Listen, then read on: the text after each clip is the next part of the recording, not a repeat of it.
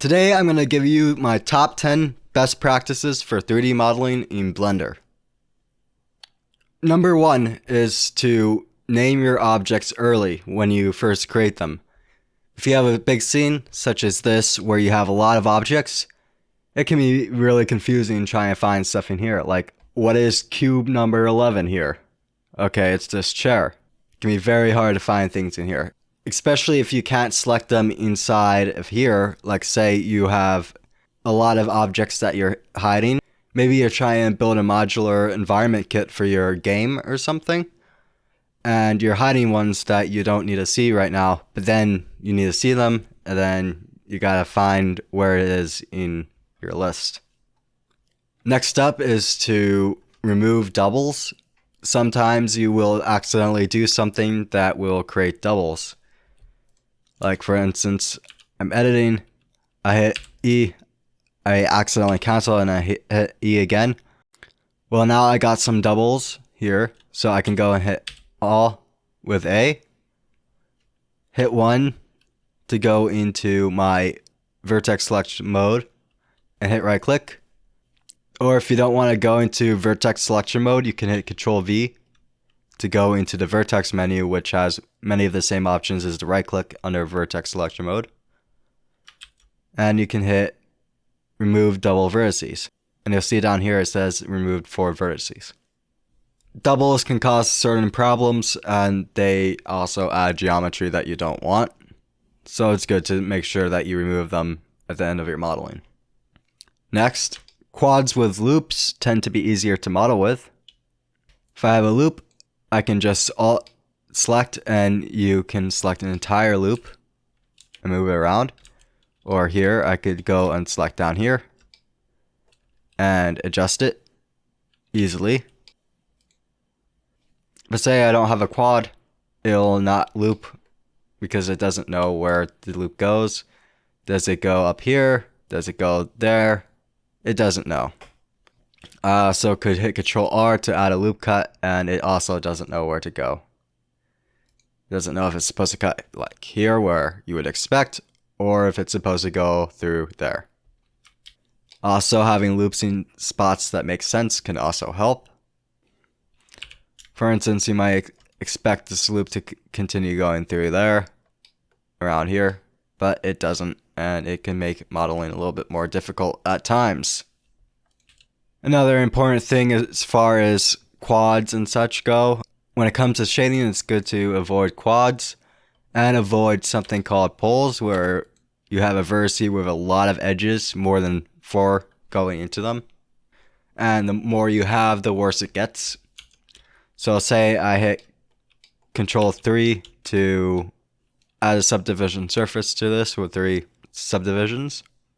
It might be a little hard to see on the YouTube video, but you see little marks where each of these edges are, where the shading gets weird. Now, tip number 5 is you don't always have to worry about things like poles and loops. Sometimes you might be making a low poly mesh, and you don't have to worry about the shading or whatever, and if it's not really going to get in the way of editing it easily, then it's fine to have a triangle or whatever there. It's not going to bother anybody. And it might even lower your poly count even more for your low poly. So now tip number 6 is to try to keep your models low poly while you're working on the base shape. So for example, pretend that this is going to be the start of an airplane. It's a lot easier to just model and shape it like this. Maybe just adjust the shape like this, where I only have a few polys to worry about, and then maybe add a subdivision surface modifier. Then if, say, I had applied it, and now I have a jillion ones to worry about to adjust the shape. So try to keep your models low poly when you're working on your base shapes. And then when you want to smooth it out or add details, worry about that later, so that you have less to work on when you're just adjusting the shape. Number 7 is to make use of your modifiers. So say I have some weird shape like this, and I wanted to make it symmetrical like this. For example, I could just hit Control R, add a loop cut around here in the center, and then go into wireframe, hit B to box select all these, delete the vertices, go back into solid shading, and add a mirror modifier, change the axis, and now I could just make adjustments without having to worry about the other side. So now let's say I wanted to taper it, I could just do something like a simple deform and use a taper, and then I don't even have to worry about manually editing each of these vertices, and I can just use the taper modifier and make it life easy. Tip number 8 is to use curves. Let's say I wanted to make a wire here, trying to do it with a cylinder and manually rotating everything and trying to get the shape of it is not going to be easy, as you can see, and it's going to look weird and it's just hard to do.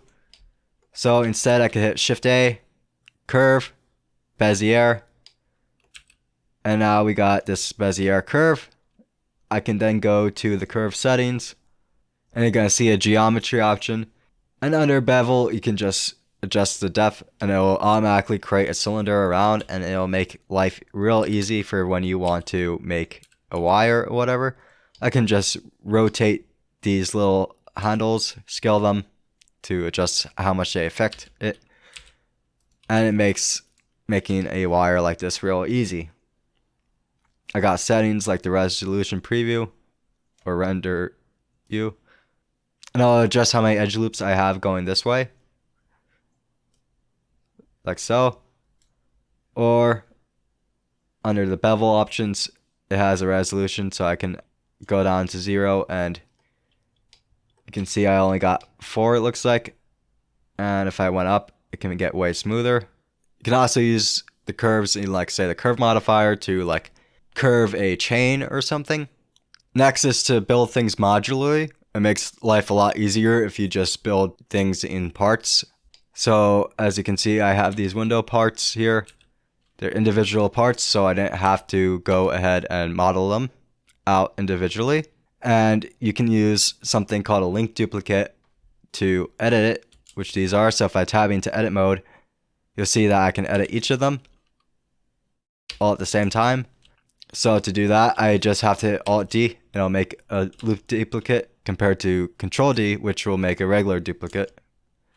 Now if I wanted to convert this from a link duplicate into a regular duplicate so that I can modify this without modifying the other ones, I can go to the little triangle data tab, and I can go and hit this 11, which displays the amount of users that share the same mesh data. So it says 11, and if I hit it, it will make a duplicate of the data. So now it went down to 10. And now I can edit this, and as you can see, it didn't edit the other ones. Next, you should use reference pictures and real-world dimensions to help make your scenes more believable. For instance, maybe my chairs here might not be a realistic height, or other things that might cause problems in the scene. And some shapes are difficult to create without reference pics.